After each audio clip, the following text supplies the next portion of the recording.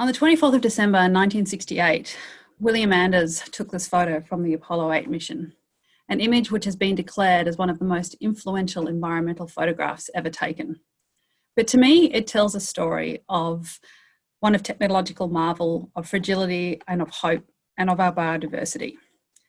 In the 20th century, we saw the rise of the digital age as we developed greater and better technologies, which has led some to call the 21st century the fourth industrial revolution, characterized by the fusion of digital, biological, and the physical worlds, and our growing use of the new technologies.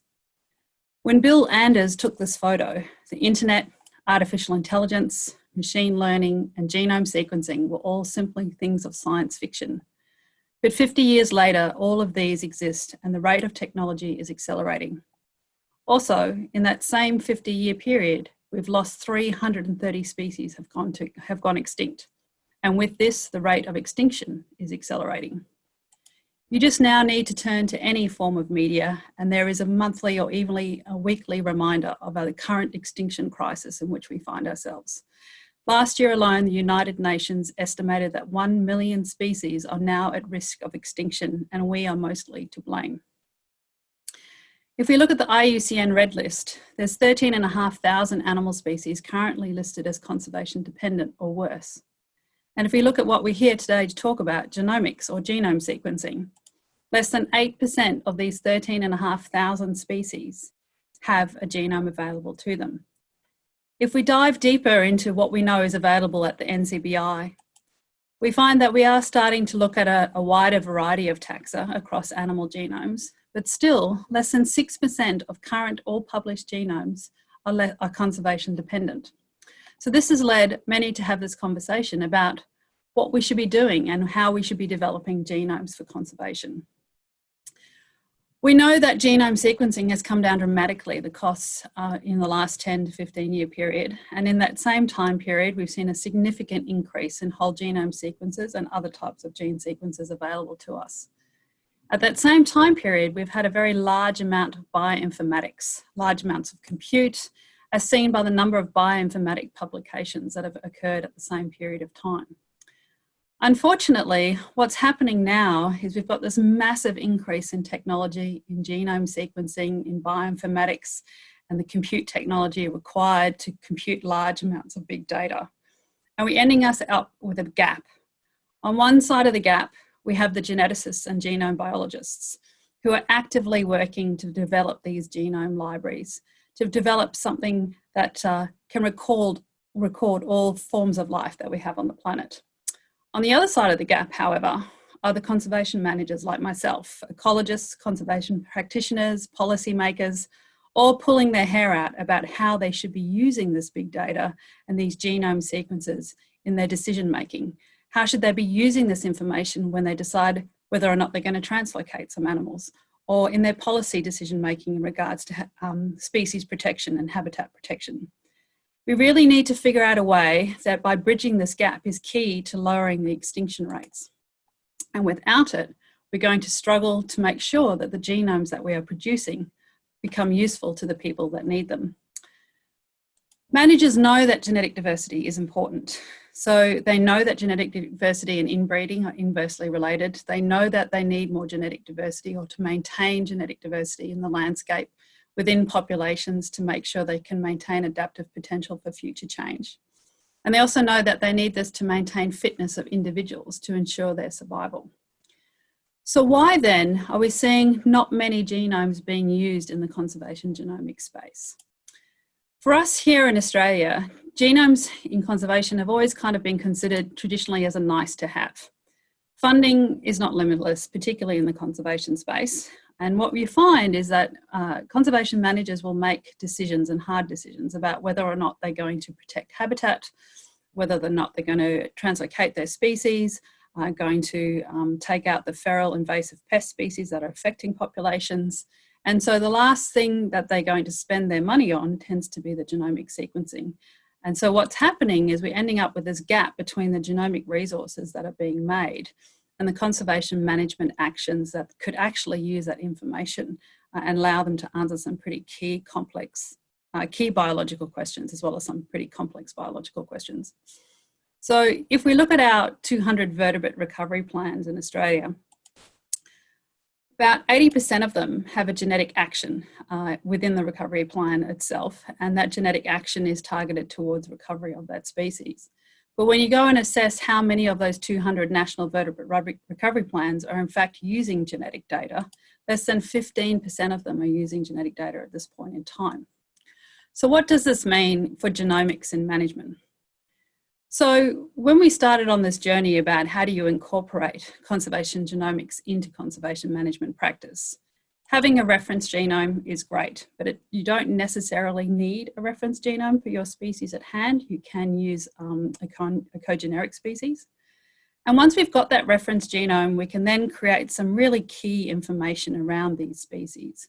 We can start to do some functional gene characterization, particularly important for species that have disease or you're moving, translocating individuals and wanting to promote immune gene diversity in presence of disease. This is commonly seen in the orange-bellied parrot, which you can see at the top of the screen, and also in the koalas. Reproductive genes, if you've got a species that has a problem breeding, behaviour genes maybe, or heat tolerance, which we find particularly important here in Australia with our ever warming climate. And then, of course, the more traditional methods that most of you know about for assessing genome-wide diversity. So those are the SNPs, and we use those SNPs for population differentiation, population genetic diversity, assessing things such as inbreeding effects. And even in some species now, it is becoming quite economical to start using whole genome sequencing to look at your genome-wide diversity parameters. So who are we? Well, we are the Australasian Wildlife Genomics Group, headed up by Professor Kathy Belov. And our research group has been focusing on two main key areas in relation to genomics for about the last 10, 15 years. And that is the area of conservation genomics, as well as immunogenetics. And we've worked on quite a range of Australian marsupial species in particular, and have contributed to most of the genomes that you can see up here on the screen. And more recently this year, we've started sequencing the orange-bellied parrot genome, the numbat genome, the woylie genome, and also the bilby genome. But it's not just enough for me to sit here today and to tell you that we need to make it easier for conservation managers to start to use genomic data. What do I actually mean by that? So what I thought I would do today is walk you through a couple of case studies and show you just how you can use the information by working in partnership with the conservation managers. So let's talk about this little guy, the Tasmanian devil. Tasmanian devils are the world's largest marsupial carnivore. Found only on the island state of Tasmania, off the south coast of Australia. They're about, females reach about 8 kilos and males will get up to about 10 or 12 kilos. They're about the size of a small dog. Unfortunately, however, Tasmanian devils have very, very low genetic diversity and have had low genetic diversity for probably about the last 20,000 years. What started in 1996, however, is devil facial tumour disease. So devil facial tumour disease, or DFTD, is a clonal infectious cancer. And we first noted it up here in the northeast corner of Tasmania at a place called Wakalina Mount William, where a photographer took a photo of a devil with these large tumours on their face. Slowly but surely, over the next 10 to 15 years, we started to see the disease move southwards and westwards across the state of Tasmania. And now we only have disease-free areas up here in the northwest of the state and the southwest of the state. And for the rest of the state, populations have decreased by about up to 80%.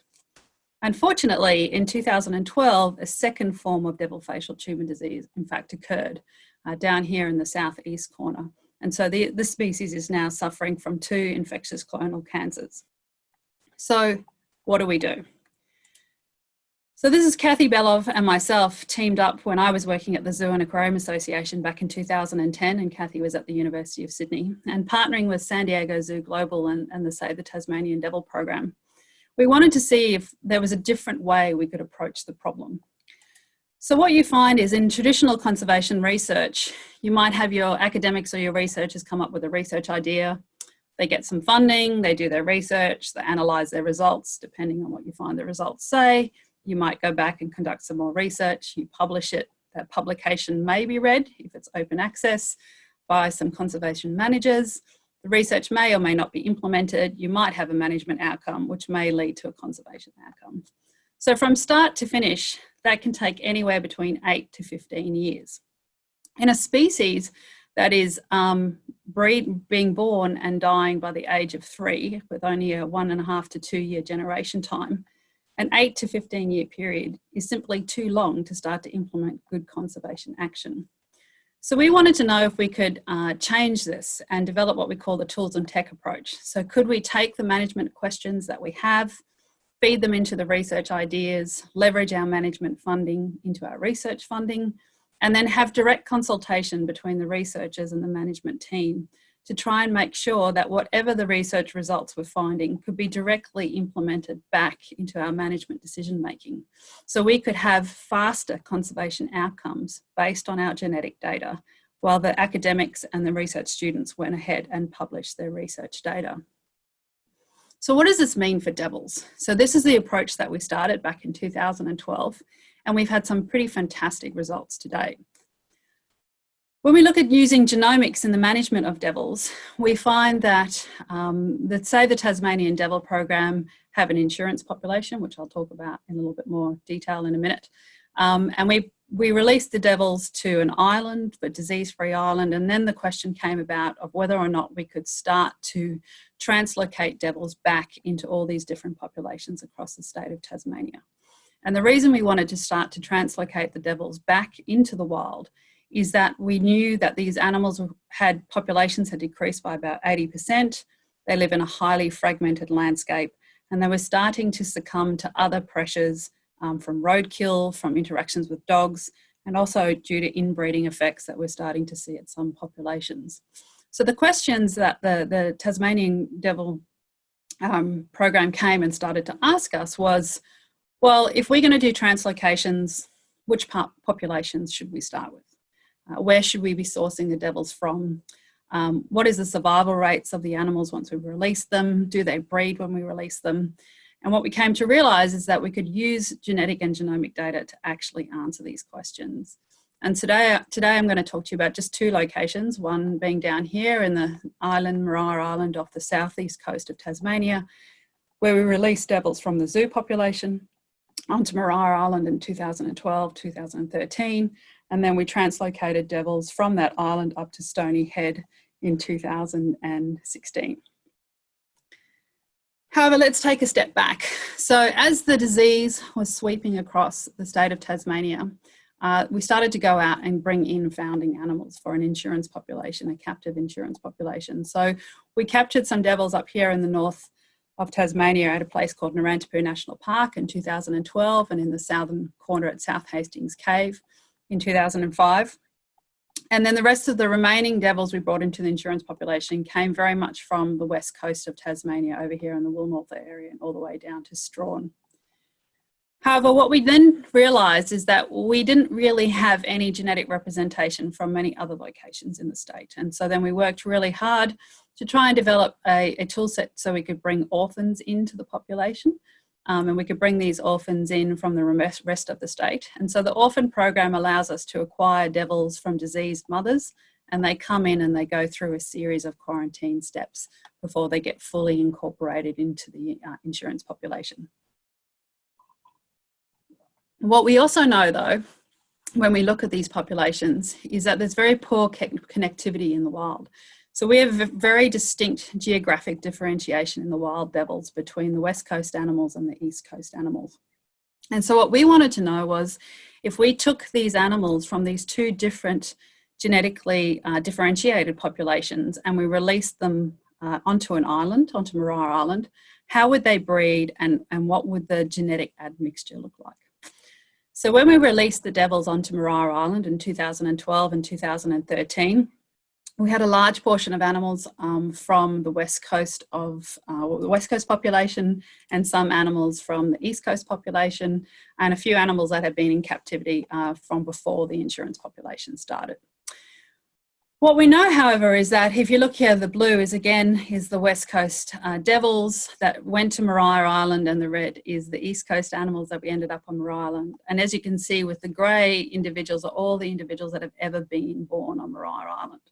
And so what we know is that these animals are a genetic mix of both east and west populations, and you can tell by the spread across the y-axis that these animals are more genetically diverse than the individuals that we put out on the island originally.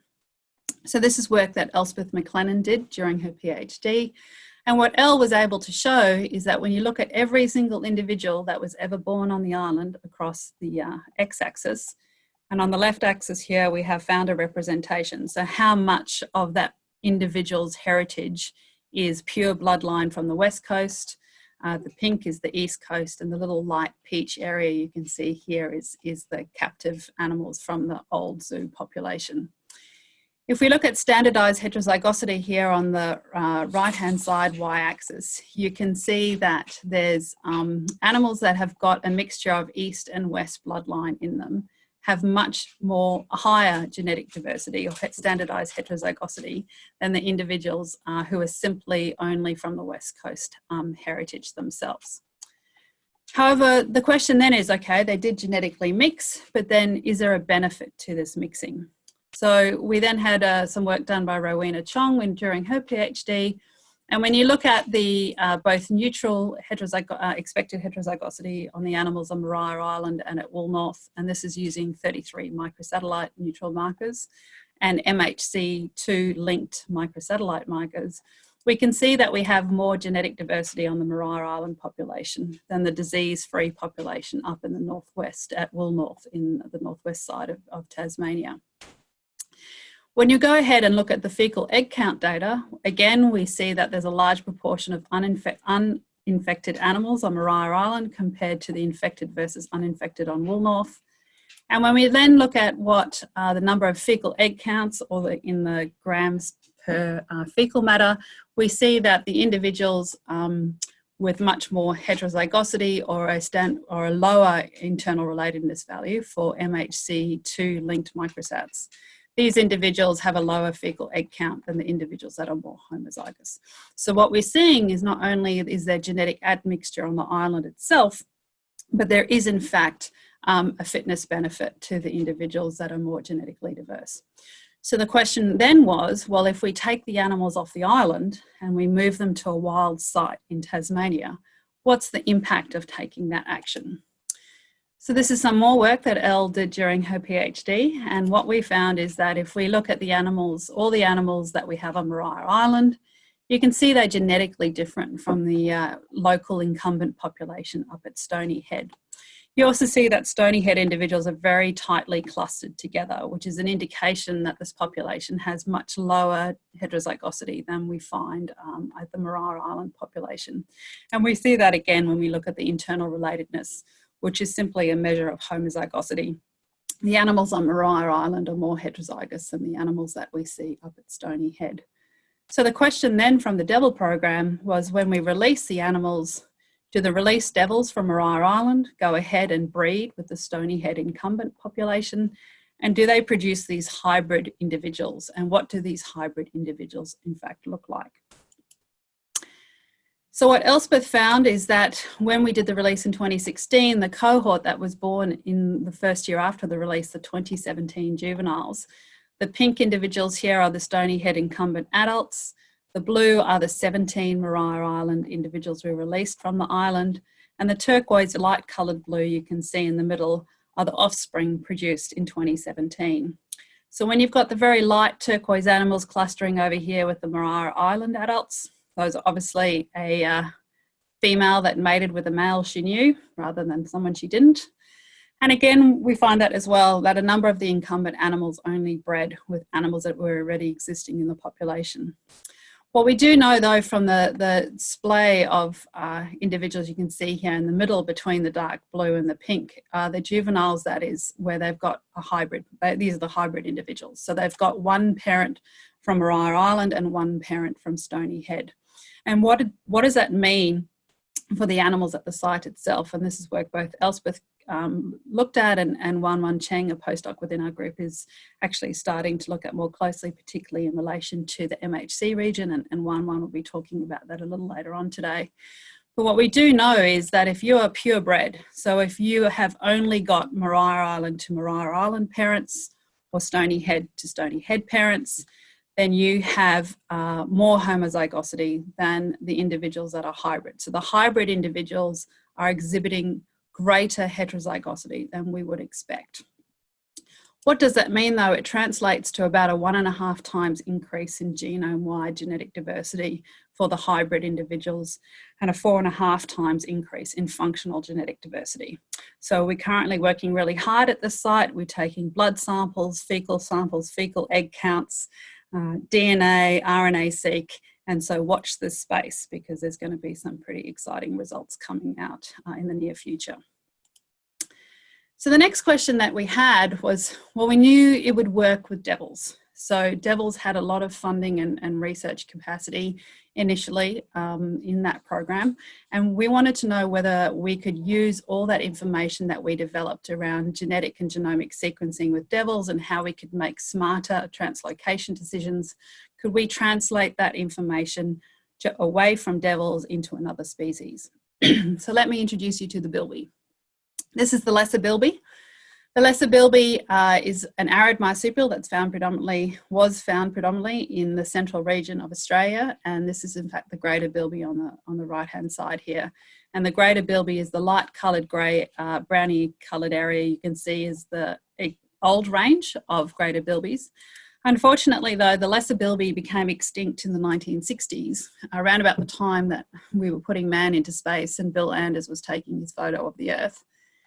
However, the greater bilby is still alive today, but is living in only about 20% of their original range, and they're very much up here in the arid zone. But this is a species that used to exist in both temperate Australia down the southern coast area here and through the arid zone through the central part of Australia. So for bilbies themselves, we've already had one species go extinct, and what's happening with the other species that is now severely depleted in their range. What we do know is that we've had bilbies in captivity since 1985, very similar problem to what we have in devils. They live in zoos, they're found in fenced enclosures, they're also found on islands. And the management questions from the conservation managers for this species was, how different or similar are all these populations that are interspersed across Australia? How should bilbies be managed moving forward into the future? How do we make it a metapopulation? How do the animals that we have behind fences in large 10,000 hectare fenced areas to keep the bilbies away from cats and foxes, how do these populations compare to the wild populations? And how are they uniquely adapted to live in both this arid and temperate climate? And if we've got individuals that are adapted to a temperate climate and we move them to an arid zone, are we going to have problems with survivability for those individuals moving forward into the future? So this project's been undertaken by Paris Brandes as part of her PhD project, and Kate Farquharson, who's one of our postdocs. And so we've been sequencing and assembling the bilby genome. It's completely assembled and annotated now, and we'll be releasing this genome in early 2021 once we've finished doing the final polishing steps. What we also have is we're looking at functional adaptations for this species. So we're actually comparing a number of resequenced genomes of individuals from both arid and temperate regions within Australia, and also comparing some lesser bilby whole genome sequence data to the greater bilby. So we can have a better understanding of the differences between these two species and how one was solely adapted to an arid environment and the other species, the greater bilby, was adapted to both a temperate and an arid climate. And the reason we're really interested in these types of functional adaptations is because Australia is a very warming climate. And as our climate begins to dry out, as the climate changes into the future, we need to have a keener and better understanding of how our species can potentially adapt to a drying environment. And this will help us make more informed decisions when it comes for protecting habitat, particular areas of refugia where we think animals might go into as the habitat starts to dry out into the future. More importantly though, at the moment we've been working pretty closely with the management teams, the Australian Wildlife Conservancy and Save the Bilby Fund, Taronga Zoo, the West Australian Government and the Australian Federal Government all have investments in large fence enclosures across Australia. And these, there's about individuals that they're trying to move between populations, they're trying to start new fenced enclosures. Just last week we released bilbies back into Sturt National Park in New South Wales. It's the first time that bilbies have actually been in that location for the past 100 years. And so we've been helping these management teams with the population genetic data over using about 3,500 SNPs, pretty common activity these days. We've sampled over 300 individuals across 12 sites. And we've created these easy to interpret PCOA plots for the managers so they can see where their population sits relative to the other populations. And we've created these really easy to use FST tables. So essentially looking at the genetic differentiation. If a manager wants to make a decision about where they should potentially be sourcing some new individuals from, the moral of the story is don't mix the populations that are red, mix populations that are green. And if for logistic and operational regions, you can't mix a green population, you can mix a yellow population. It's not the best, but we can cope with that moving forward. So why is all of this so important? And it's particularly important for us in Australia because of what happened in the last summer. So the summer of 2019 to 2020 was a bad year start for us, and it just seems to have got worse. But of course we had the mega fires across Australia, and these fires were the largest fires that have ever been seen pretty much in modern history. It was a result of a very long extended drought for the last 4 or 5 years and a very, very hot summer, as you can see in the map here from Geosciences Australia, the hot spots that were found in January this year. These fires burnt so fast and so hot that in some areas it still just looks like the surface of the moon. When you look at the landscape, even 8 months later, there's very little recovery to the bush. Most unfortunately, however, 1 billion animals were lost during this event, and we had 23 million acres of land and habitat have been burnt. How are we supposed to recover from this? This is going to take some serious conservation management actions in order to try and revegetate as well as rehabituate this landscape. When you look at Australia, we have about 8,000 vertebrate species in this country, and most of them are endemic. So most of them are not found anywhere else in the world. And when you look at the areas, this is a recent paper that came out in Nature, Ecology and Evolution, you can see that if you look at the southern part of Australia, which was the study area that they undertook the study on, the red bits are all the habitat that was impacted by fire. And when you look at some of the critically endangered or endangered species included in this study, large portions of their habitat was in fact burnt. And so how are we going to make management decisions in this landscape moving forward? So what we've done is we've partnered with Bioplatforms Australia, and building on their work that they did with the OzMammal Genomes Project and the Australian and Amphibian and Reptile Genomics Project and the Genomics for Australian Plants, all those 3 projects were pretty much established to do some phylogenetics and develop some genomes and also undertake some conservation genomics.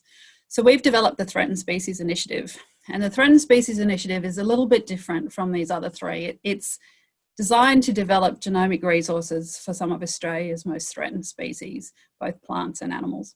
But not only that, it's also to develop some associated population genetic data. So we can provide a platform or a jumpstart conservation managers being able to use the genetic data for these populations. But most importantly, the big aspect of this program is it's really being driven by the conservation managers and their need. So they have provided us with a list of species that they would like to see done. There's about 286 species on the list at the moment, and it's currently growing. But more importantly, we're wanting to develop an applied conservation genomics portal online. So it's an online toolkit for conservation managers. It's a place that they can go, they can download the standard protocols in how to collect their samples, how to get them sequenced, how to analyse the data, interpret the data, and how they can use that information in their decision-making moving forward. It's really about bridging the gap between all the different genomics initiatives and conservation management actions. So how does it work? Well, the idea of the Threatened Species Initiative is that we can build on all the reference genomes that have been assembled and annotated, not only through our initiative itself, but other bioplatforms projects within Australia and the global genome initiatives such as the Earth Biogenome Project and Vertebrate Genomes and Bird 10K and Bat 1K. because all these genomes are stored publicly available in the cloud for us to use. So the idea is that the end user goes out and collects their sample. For us, this is us doing Tasmanian devil work. We've actually started collecting the samples using digital tablets, so the metadata can be transferred directly to the lab teams. The samples are then extracted and sequenced by the commercial provider. The sequencing gets done, the data comes back, the end user is very excited, receives their their sequence data, and then they can go on and use our online platform, which will help them undertake some common analysis. And so essentially you go into the portal. This is just a little bit of a mock-up of what we're planning on doing. You can load up your data, whether it be reference aligned or de novo assembly. You can select a genome from the TSI or any other data set. So if it's got an NCBI accession number, it then takes you to the next step where you can load up your FASTQ files as well as your barcodes. You can then just select your downstream analysis, whether it be population differentiation, genetic diversity, inbreeding, or parentage analysis, relatedness, whatever types of management questions. Because what we found when we talked to the conservation managers, their questions are quite common across the board. You can then have some advanced parameter settings, or you can just use the default settings. And then you simply type in your submission details, declare whether or not you want some extra catalogue or VCF files, and then you hit submit and you end up with your submission summary. So this is for the end user who really doesn't want to change anything too much. They simply get their data back from the sequencing company and they want to analyze it and get their output report so they can make management decisions. But the portal also has a compute tab where people who want to undertake their own analysis or be more extensive in the analysis they undertake, they can do that.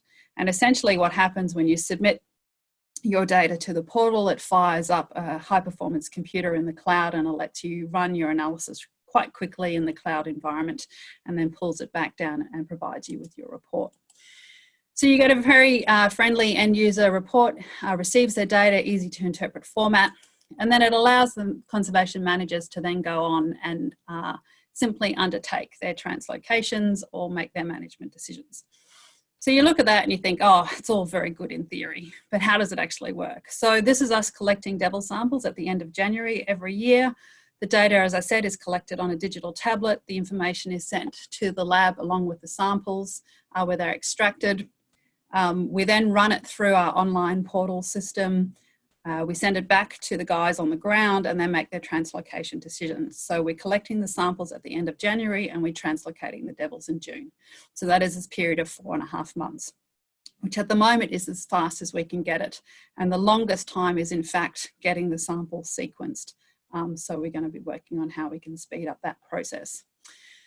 So where we're at the moment is we've set up a pilot project for the Threatened Species Initiative, and these are all the species that we're working on. So we're trying to work out our workflows at the moment to make it really simple for end users and for conservation managers to use the information. Some species have a reference genome, others don't. Some have some genetic data, some have no genetic data. But all of these species on this list are part of an active conservation program at the moment. These are all species that have been flagged as species that require genetic data in order to make informed decisions. And so the pilot project has just commenced and will complete in early 2021, and then we'll roll it out for more species across the state. This is by no means a small program. There's a significant and large number of partners involved. Most importantly, though, we have all the state and federal government threatened species managers involved in this program, including all the not-for-profit organisations that have the fenced enclosures, the zoos and the museums, and we're keenly supported not only by the Australian Research Council, but also have developed pretty strong partnerships with Amazon Web Services and Intel and Ronin to give us access to high-performance computing. So what this means at the end of the day is that on one side we have the geneticists and the genome biologists developing these fancy genomes in the genome library. But my question to everyone is, there's no use in developing a gold standard, diamond standard, platinum standard chromosome length assembly if the guys on the other side of the divide, being the ecologists and the conservation managers and the policymakers, don't actually know how to use that information moving forward. And as we develop more and more sequencing technology and make more complicated bioinformatic pathways, it becomes more and more difficult for those end users to be able to access the information. And so this is really what the threatened species is about. We know that there's 1 million species that are now under threat of extinction, and conservation managers and policymakers really need to make decisions in real time. And genomics can inform many of the decisions that they actually have questions for. And so the TSI has been designed and built to bridge this gap by partnering on both sides with the genome biologists and the geneticists and the bioinformaticians, along with the conservation managers and the practitioners and policymakers. Because it's not just enough to build the library anymore, we really need to teach others how to use it, because this responsibility rests with all of us. And so when I ask my conservation managers, why do we need to use genetic data? What do you find is the use and value of having access to genomic data? And one of them once said to me that having genetic data available for management of a threatened species is the difference between flying blind or flying with a navigation system. So coming back to where I started, over 50 years ago, Bill Anders from Apollo 8 took this photograph of the technological advances that we've just simply excelled at in this massive amount in the last 50 years. But in that same period of time, we've had 330 species go extinct, and the extinction rate is ever increasing. We now know that we can use the outputs of the fourth industrial revolution. We can use the outputs of the technology that we've developed to help slow this age of extinction. And I can say that because we've seen it with species like the Tasmanian devils and the bilbies. So I leave you to ponder these questions. How are all of you who are creating genomes making them useful for the conservationists who need them?